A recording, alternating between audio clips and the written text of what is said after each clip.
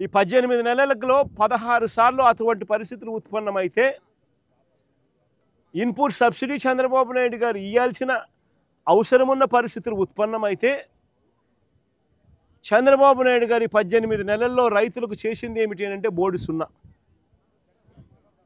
నిన్న జరిగిన తుఫాను కూడా లెక్కేసుకుంటే ఇన్పుట్ సబ్సిడీనే దాదాపుగా 1100 కోట్ల పైచిలకు రైతులకు ఇవ్వాల్సిన input subsidy first of all లెక్కలు తగ్గించి చూపిస్తూ ఉన్నారు. రైతులకు ఇవ్వాల్సి వస్తుందేమో అని చెప్పి కనీసం ఆ తగ్గించిన లెక్కలైనా కూడా కనీసం ఇస్తూ ఉన్నారు అని అంటే అది కూడా ఇవ్వని పరిస్థితి, ఎగరగొట్టిన పరిస్థితి.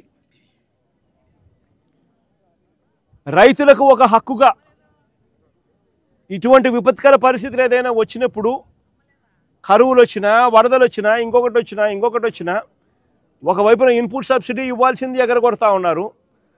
సీజన్ ముగిసేలోగానే ఇవ్వాల్సిన ఇన్పుట్ సబ్సిడీని ఎగరగొడతా ఉన్నారు. రెండోది రైతులకు హక్కుగా ఉచిత పంటల బీమా అన్నది రైతులకు ఒక హక్కుగా వైఎస్ఆర్సీపీ ప్రభుత్వ హయాంలో కల్పించిన హక్కును చంద్రబాబు నాయుడు గారు ముఖ్యమంత్రి అయిన తర్వాత ఆ హక్కును కాలరాశాడు. 84 లక్షల మంది రైతులు వైఎస్ఆర్సీపీ ప్రభుత్వ హయాంలో ఆర్బీకేల పరిధిలో ఈ క్రాప్ చేసి, ఈ క్రాప్ అంటే రైతును పొలంలో నిలబెడతారు, వేసిన పంట మధ్యలో ఆ పొలంలో రైతు నిల్చొని ఫోటో తీసి జియో ట్యాగింగ్ చేసి దాన్ని ఈ క్రాప్ అని అంటారు. అలా ఈ క్రాప్ చేసి ఆర్బీకేకి అనుసంధానం చేసి మొత్తంగా దాదాపుగా 84 లక్షల మంది రైతులు ఉచిత పంటల బీమా సౌకర్యం గతంలో కలిగిన పరిస్థితి. రాష్ట్ర ప్రభుత్వమే రైతుల తరపున ఉచిత పంటల బీమా కట్టి రైతులకు ఒక హక్కుగా ఇచ్చేది.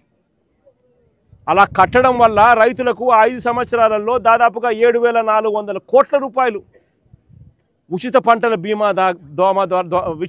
బీమా ద్వారా రైతులకు మేలు జరిగిన పరిస్థితులు గతంలో వైఎస్ఆర్సీపీ ప్రభుత్వం.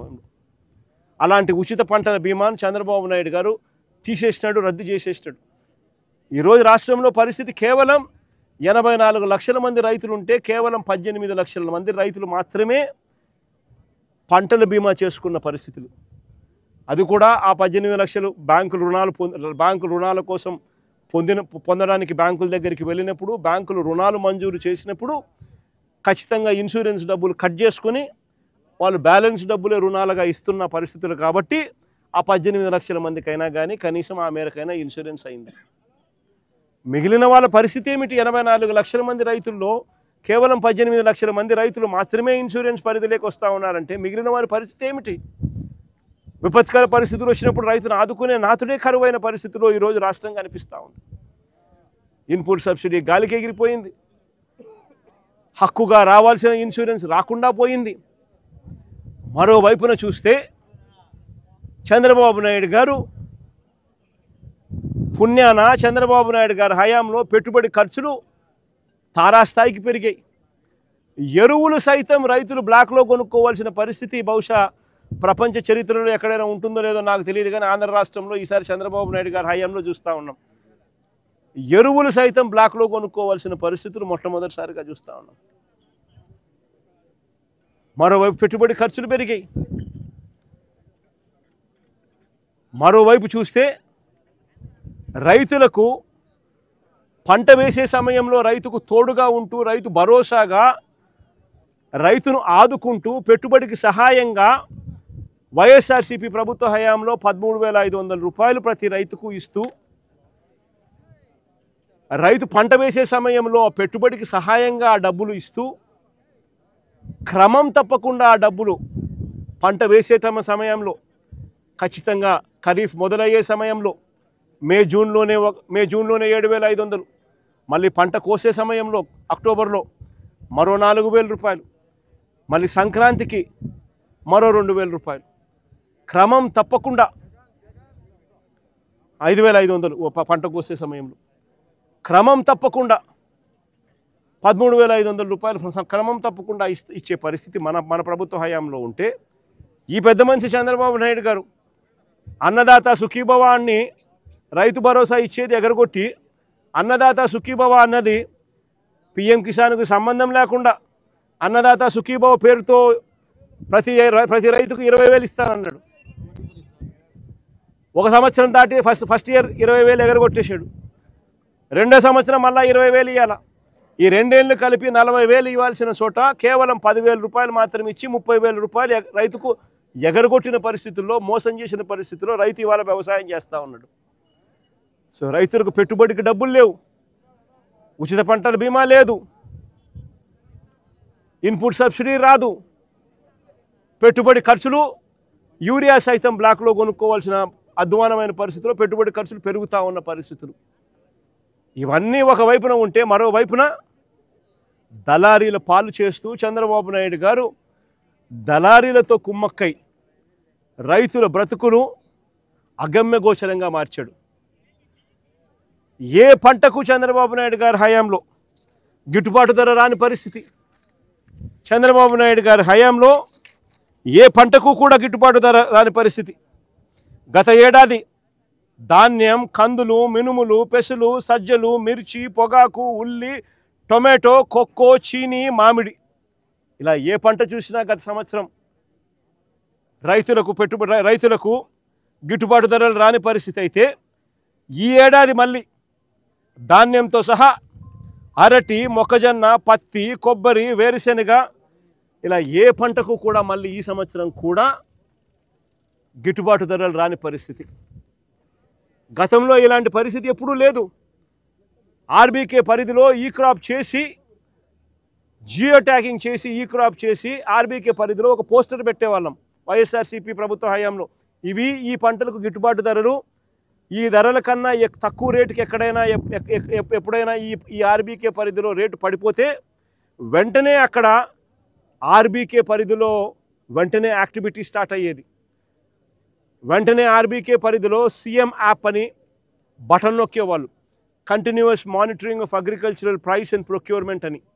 వెంటనే జాయింట్ కలెక్టర్ రియాక్ట్ అయ్యేవాడు.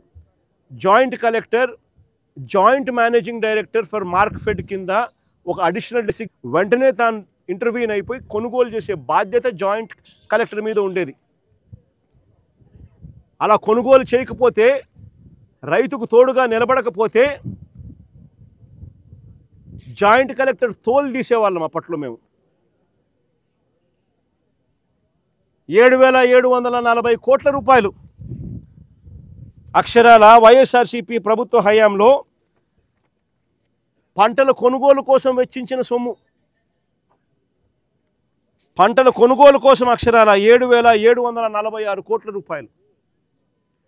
ఏ పంటకు గిట్టుబాటు ధర రాని పరిస్థితి ఉన్నా కూడా వెంటనే అప్పటికప్పుడు రియాక్ట్ అయిపోయి అప్పటికప్పుడు పంటలు కొనుగోలు చేసేదానికోసం. కోవిడ్ సమయంలో కూడా రైతును వదిలేకుండా ఆదుకున్న పరిస్థితులు మా ప్రభుత్వంలో జరిగాయి. ఈరోజు ఒక్కసారి గమనించమని అడుగుతా ఉన్న రాష్ట్రంలో ఈరోజు పరిస్థితులు ఎలా ఉన్నాయని చెప్పి. ఈరోజు అరటి కంటికి ముందు కనిపిస్తూ ఉంది. పోయి పంట చూస్తే ఒకసారి బాధాకరమైన విషయం. గతంలో మా ప్రభుత్వ హయాంలో టన్ను దాదాపుగా 25,000 రూపాయలు యావరేజ్గా పలికిన పరిస్థితి నుంచి 30,000, 32,000 కూడా గరిష్టంగా అప్పట్లో పలికాయి. యావరేజ్గా చూసుకున్నా కూడా 25,000 రూపాయలు యావరేజ్గా కూడా పలికింది. 25,000 రూపాయలు టన్ను పలికిన పరిస్థితి నుంచి ఈరోజు కనీసం 2,000 రూపాయలకి అడిగే నాతులు లేడంటే పరిస్థితి ఏమిటని ఒకసారి ఆలోచన చేయమని అడుగుతా ఉన్నా. ఈరోజు పంట మొత్తం ఇక్కడనే చెట్ల మీదనే పంట ఈరోజు పండిపోయి కుళ్ళిపోయే పరిస్థితిలోకి వస్తూ ఉన్నా కూడా అడిగే నాతులు లేడు, పట్టించుకునే పరిస్థితి లేదు. అలాంటి దారుణమైన పరిస్థితిలో ఉంది. ఇదే అరటికి సంబంధించి గతంలో వైఎస్ఆర్సీపీ ప్రభుత్వ హయాంలో ఏకంగా ట్రైన్లు నడిపేవాళ్ళం. ఏకంగా ట్రైన్లు నడిచేటివి, అనంతపురం నుంచి ఢిల్లీకి ట్రైన్లు నడిచేటివి. హార్టికల్చర్ పంటలకు అరటి కానీ చీనీకాయలు కానీ తీసుకొని పోయే ట్రైన్లు నడిచేటివి. తాడిపత్రి టు ముంబై ట్రైన్లు నడిచేటివి. మనగానపల్లి నుంచి గువాహతికి కూడా ట్రైన్లు నడిచేటివి. ఏకంగా 23,000 టన్నులు చంద్రబాబు నాయుడు దిగిపోయే నాటికి ఎక్స్పోర్ట్స్ ఉంటే, అరటి ఎక్స్పోర్ట్స్ ఉంటే, వైఎస్ఆర్సీపీ ప్రభుత్వ హయాంలో ఏకంగా 3 లక్షల టన్నులకు అరటి ఎక్స్పోర్ట్స్ తీసుకొని పోగలిగాం. ప్రతి అడుగులోనూ కూడా రైతుకు, ప్రతి అంశంలోనూ రైతును చేయి పట్టుకొని నడిపిస్తూ ఆర్బీకే పరిధిలో తోడుగా ఉంటూ continuous monitoring of agricultural price and produce ద్వారా ఆర్బీకేల పరిధిలో ఏ రైతుకు కూడా రేటు తగ్గిన పరిస్థితి ఎక్కడా కూడా రాకుండా మార్కెట్లో కాంపిటీషన్ క్రియేట్ చేస్తూ కొనుగోలు చేస్తూ రైతును ఆదుకుంటూ నిలబెట్టిన ప్రభుత్వం వైఎస్ఆర్సీపీ ప్రభుత్వం. సెంట్రల్ గవర్నమెంట్ అవార్డ్స్ ఏకంగా రాష్ట్ర ప్రభుత్వం బనానా కల్టివేషన్కు సంబంధించి ఏకంగా వైఎస్ఆర్సీపీ ప్రభుత్వ హయాంలో ఏకంగా అవార్డులు పొందినాం. Banana export promotion award 2020, the best state in banana award 2022 వంటి అవార్డులు సెంట్రల్ గవర్నమెంట్ దగ్గర నుంచి రాష్ట్ర ప్రభుత్వం అవార్డులు పొందింది.